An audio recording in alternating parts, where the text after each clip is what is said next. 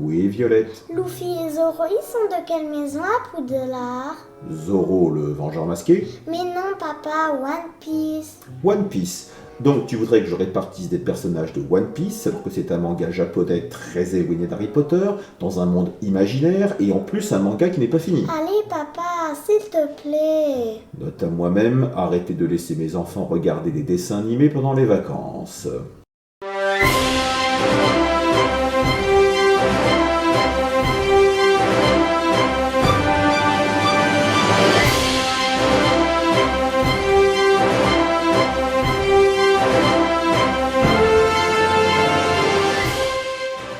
Bonjour chers élèves, je suis le comte de Noailles, et à la demande de certains de mes commentateurs, je vais répartir l'équipage des chapeaux de paille, Mugiwara en japonais, de One Piece dans les 4 maisons de Poudlard.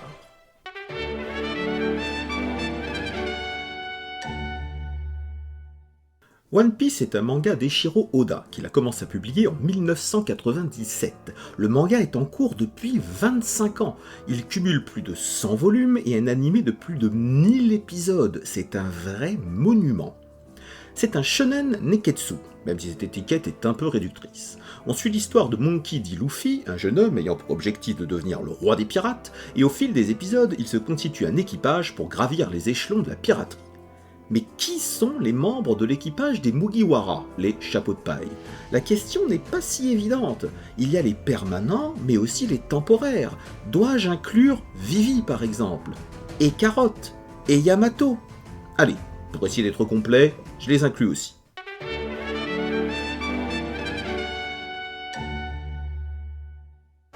Quand j'appellerai votre nom, vous vous avancerez. Je placerai alors le chapeau sur votre tête et vous serez répartis dans vos maisons. En ce qui concerne les maisons de Poudlard et leurs qualités, comme je l'ai dit dans ma précédente vidéo, souvenez-vous que ces qualités ne s'expriment pas de la même façon selon les personnes, et que cela ne préjuge pas non plus de la puissance. On peut être un faible Gryffondor et un puissant Poufsouffle sans aucun problème. Maintenant que le cadre est défini, c'est parti!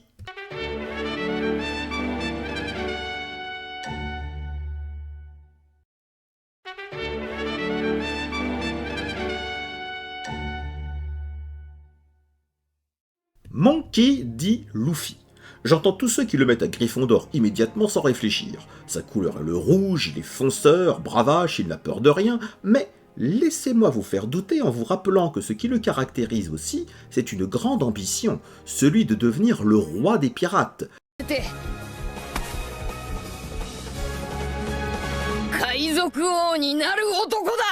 Ce qui le classerait, en réalité, à Serpentard.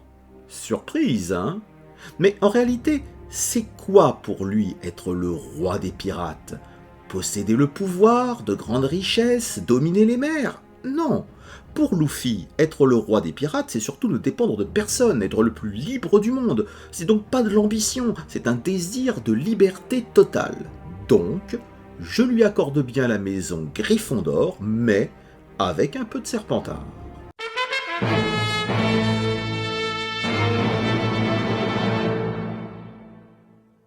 Roronoa Zoro. Le second de l'équipage a aussi une grande ambition, devenir le plus grand bretteur du monde. Il est plus réfléchi que son capitaine, même s'il est tout autant courageux. Il analyse les façons de combattre de ses ennemis comme de ses alliés, et il apprend leurs techniques, comme celle de couper le feu par exemple. Orgueilleux, il sait cependant changer d'avis lorsqu'il le faut. Il est quand même passé de chasseur de pirates à pirate, de rival de Dracul Mihawk à élève. Zoro est à Serpentard, avec un peu de Gryffondor. Eiichiro Oda a fait bien attention que le second ne soit pas un copier-coller du capitaine, et c'est ce qui rend leur duo si complémentaire.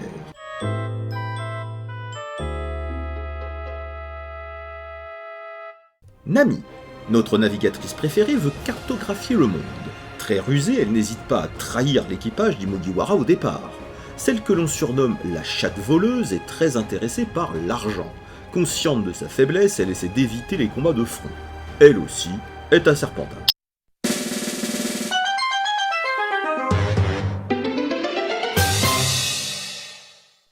Usopp. Notre sniper est un menteur invétéré. Oda l'a dessiné avec un si long nez pour faire référence à Pinocchio, bien évidemment. Lui aussi évite les combats de front pour privilégier la distance. Contrairement à Zoro et Luffy, il est plutôt lâche, parce que lui aussi fait partie des plus faibles de l'équipage et il en est conscient. Mais cela ne l'empêche que momentanément d'aller combattre des adversaires plus forts que lui, ce qui est une des formes les plus belles de courage. Cependant, toutes ces caractéristiques, mensonge, ruse et ambition, il a quand même la volonté de se faire appeler Captain Usopp, le font aller à Serpentard.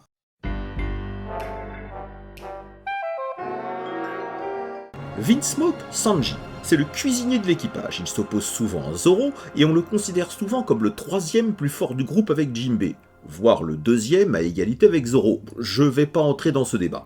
Quoi qu'il en soit, son ambition est la connaissance. Il veut découvrir All Blue, l'endroit où toutes les mers du monde se rencontrent et surtout tous les poissons du monde. Le rêve pour un cuisinier. Sanji est un passionné cerf d'aigle.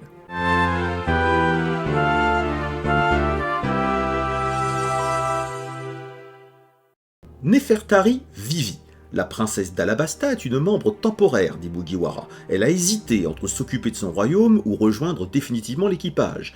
Et l'adieu des Mugiwara à leur princesse est pour moi un des plus beaux moments du manga. C'est une princesse très courageuse, prête à entrer dans le Baroque Works rien que pour découvrir l'identité de Mister Zero. Elle défend son royaume autant qu'elle peut, notre solaire Vivi est à Gryffondor.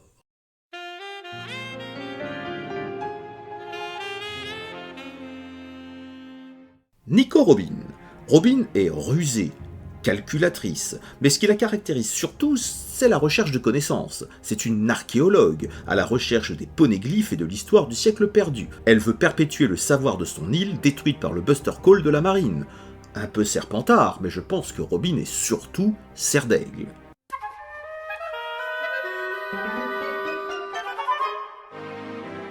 Tony Chopper. Le médecin de l'équipage est un renne ayant mangé le fruit de l'humain. Il est la touche kawaii de l'équipage. La marine croit d'ailleurs qu'il est un animal de compagnie et non un membre à part entière des Mugiwara. Très naïf et adorant être complimenté, ce qui caractérise Chopper est bien sûr son objectif de pouvoir soigner toutes les maladies et ses talents dans le médical. Chopper est un mignon cerf d'aigle.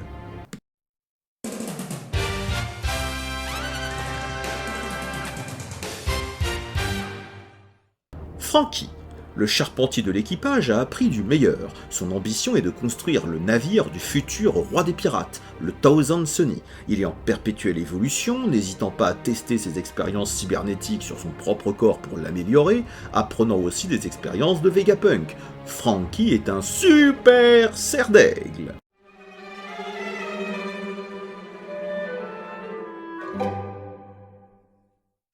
Brook. Le musicien de l'équipage est un squelette ambulant. Après sa mort, son âme a cherché son corps pendant 1 an avant de le retrouver dans cet état. Il a erré dans son bateau fantôme pendant 50 ans, ce qui dénote une grande patience. Autre caractéristique, sa loyauté envers Laboon, la baleine qu'il a juré de revoir après son tour du monde. Brook est un parfait pouf-souffle. Jinbei, le paladin des mers, est lui aussi quelqu'un de très loyal, d'abord envers son capitaine, Fisher Tiger, et envers l'île des hommes-poissons. Plus tard, il jure à Luffy qu'il intégrera un jour son équipage, et il tint parole quelques dizaines de chapitres plus tard, après beaucoup de péripéties, en devenant le timonier de l'équipage. Jinbei est un puissant pouf-souffle. Carotte. Arrivée après l'arc Zo, j'inclus Carotte, puisqu'elle a intégré provisoirement l'équipage en tant que vigie. Un peu fofolle, elle est ravie de quitter son île éléphant pour partir aider les Mugiwara. Ce qui la caractérise, c'est sa soif d'aventure. Bien que n'étant pas une guerrière en l'âme, elle est tout de même prête à se battre, surtout contre Perospero, responsable de la mort de son mentor Pedro. Carotte est à Gryffondor. Yamato. La fille de Kaido a dû patienter des années avant de pouvoir être enfin débarrassée des chaînes piégées que son père lui a installées au poignet pour l'empêcher de s'enfuir.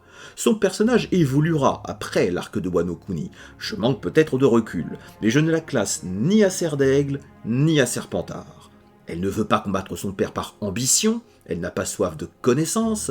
Non, comme Carotte, elle veut surtout découvrir le monde. Et elle n'hésite pas à affronter son père et se réclamer de l'héritage du pire ennemi de son père, Kozuki Oden. Elle est donc très courageuse, ce qui la classerait à Gryffondor. Mais elle est aussi très loyale envers Oden, qu'elle veut devenir, et très patiente grâce à l'intervention de Ace, ce qui la classerait Poufsouffle.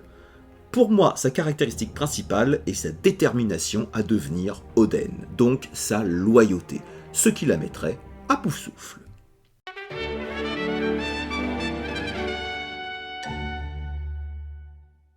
Au final, cela nous donne donc 3 Gryffondor, 4 Serres d'Aigle, 3 Serpentards et 3 Poufsouffle, une répartition bien équilibrée, ce qui démontre, s'il en était besoin, le talent de Oda Sensei. Bien entendu, le manga n'est pas terminé, Eiichiro Oda a affirmé il y a peu qu'il achèverait enfin son œuvre en 2025. Il y aurait d'autres personnages tout aussi intéressants à classer dans ce vaste univers qu'est One Piece, comme les personnages de la marine, les Yonko et les Shichibukai, mais cela est une autre histoire.